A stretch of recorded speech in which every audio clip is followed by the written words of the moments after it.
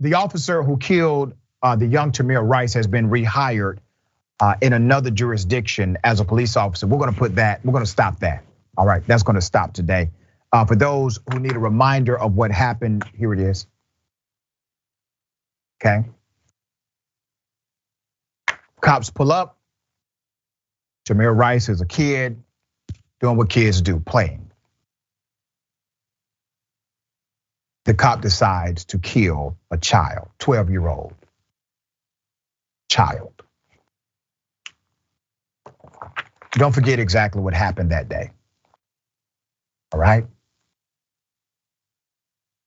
That 12-year-old child obviously should have never died. The cop who did it was cleared of criminal wrongdoing, even though the cop had a history of other violations. This cop has been hired to be the police again. Timothy Loehmann, let's put up his picture along with the picture of Tamir Rice, the kid he killed.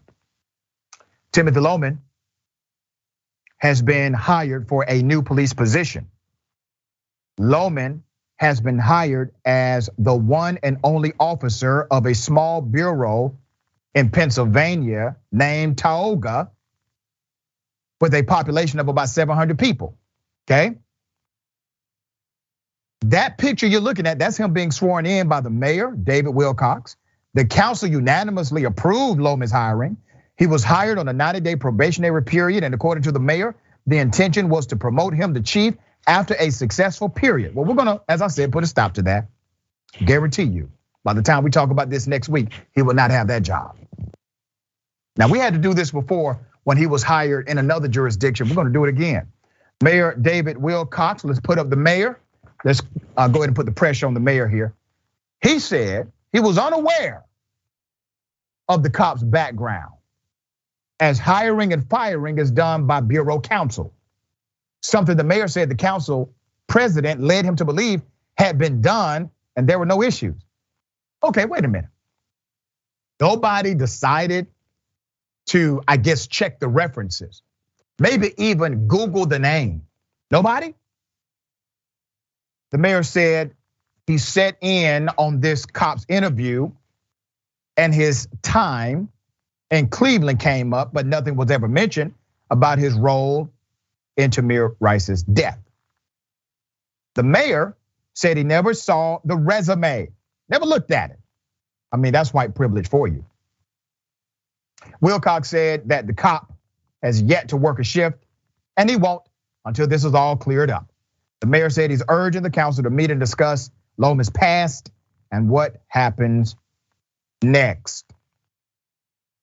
Look at what's going down here. The cop, once again, gets hired, talks to the mayor. They have a program, they're gonna make him police chief in about 90 days. They already know he's gonna be the top guy. In about 90 days, he's gonna be police chief. Yeah, it's a small town, but he gets a good salary. Nobody Googles his name. Hell, the mayor said, listen, man, I didn't even look at the damn resume. What? I have never in my natural life got a job without somebody looking at my resume, okay? No matter what credentials I come to the table with. Mayor admitted, didn't even look at his resume. This is the second time this cop has been hired after killing a 12-year-old that should be alive. Loehmann was briefly hired as a part-time officer by the police department for the small Ohio village of Bel Air in 2018. But shortly after reports came out, he withdrew his application. Now here's what we're going to do at Indisputable, right? Put up the mayor's contact information. His phone number is 570-835-5226. Now, I think the mayor, Mr. David Wilcox, wants to do the right thing here. We're gonna help him. The email address is tbsecretary@tiogabureau.org. tbsecretary@tiogabureau.org. All right, let's put the mayor's face up again. And Mr. Mayor, let me be very frank with you. I'm not the typical guy on TV or streaming media. If you allow your counsel to keep this SOB employed after killing a 12-year-old unarmed black kid, you and me gonna go toe to toe on these airwaves until you do the right thing. That's how we're gonna play this, Mr. Mayor. Once again, I believe you want to do the right thing until you prove me otherwise. All right, Ms. Dahl, thoughts here? I know there's either two things. One, they didn't check him at all, or the council did check him and they didn't care. Yep. Either one is not very good. I feel like this has come up before where police officers have infractions and they leave their particular city, and they really need to have a national database where there are these infractions. I mean, there is nothing wrong with making sure that you're hiring a police officer who you're giving a gun to, you're giving a lot of authority, has done his or her job well in their prior employment.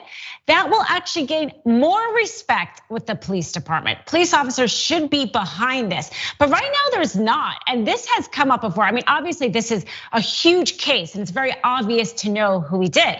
But there's other instances where maybe they have lied on search warrants, et cetera, and they get fired, but it's not a crime. And they go and they get employment someplace else and they do it all over again. So there really should be some sort of searchable database that potential employers can look into and to make sure that they're not hiring the bad apples, as we talked about. I'm so glad you mentioned that. Once again, we had that policy solution on the table. It was the George Floyd Policing and Accountability Act. One of the tenets of that particular law would have created a national database, mandatory reporting, so that not only could members of council look it up, but me and you could look it up. Hell, they know our record. Why can't we know theirs? All right.